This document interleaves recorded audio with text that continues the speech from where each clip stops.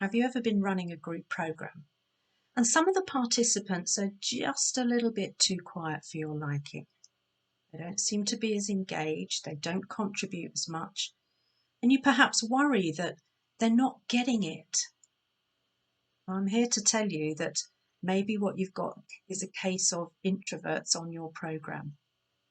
I'm Joanna Rawbone, founder of Flourishing Introverts, and we thought it would be a really good idea just to leave you a few hints and tips about how to deal with introverts.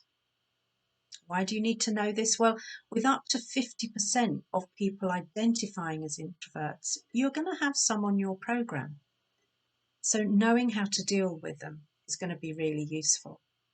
But of course, there's still so much myth and misunderstanding about what introversion is really about. We often classify introverts as shy, boring, arrogant loners. And actually, that couldn't be further from the truth. So what's the difference?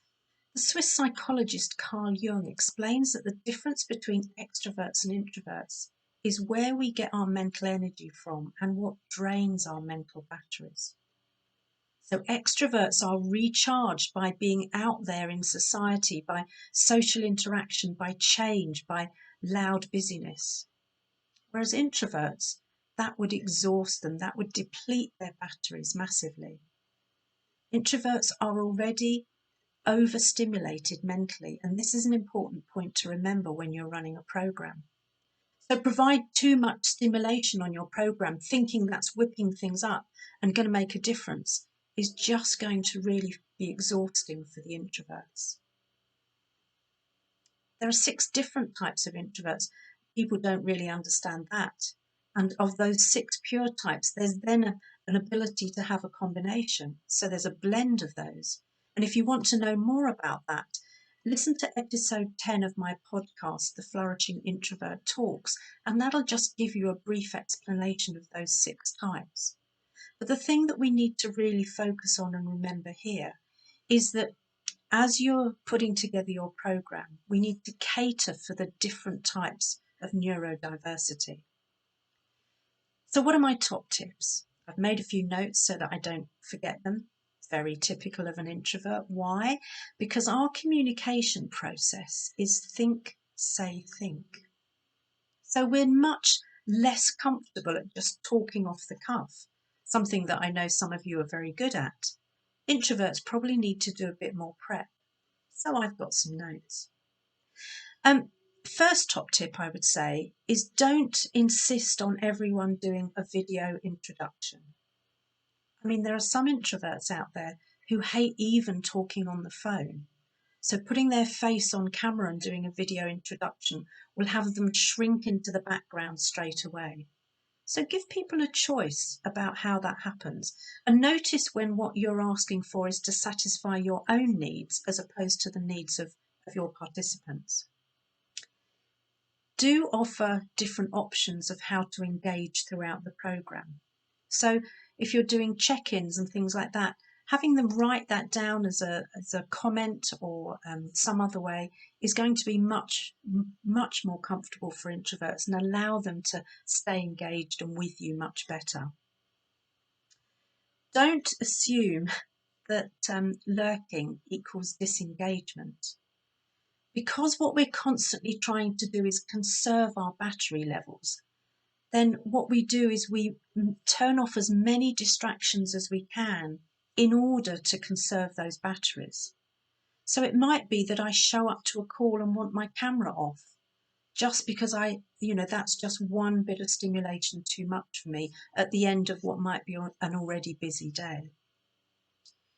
Do leave space in the conversation for the introverts. We're very used to there being kind of this backwards and forwards and this real busyness in conversation, a bit like a kind of tennis match that goes on. But because we have this think, say, think process, unless there's space in the conversation, we won't often get to the say part of it. We're doing our thinking and then the conversation has moved on. So leave a bit of space for us, but please don't do the picking on us. Don't do the immediate, Joe, so what do you think there? Because actually that will just I'll be like a startled rabbit in headlights, I guess. So if you're posing a question, don't go to the introverts first. That was one of the things that Julie and I laughed about on the one-to-many program. I would often say, hang on a minute, you've only just asked the question, go to somebody else, come back to me when I've had a chance to think it through. Think of that think, say, think process that we have. The other thing to remember about introverts and their contribution is we tend to only speak up when we think we have something of value to add. Now, I know that means that we're self-censoring, but hey, that's the way it is. So we may not always contribute on something if we think it's all been said. We have no desire to fill space. In fact, we love silence.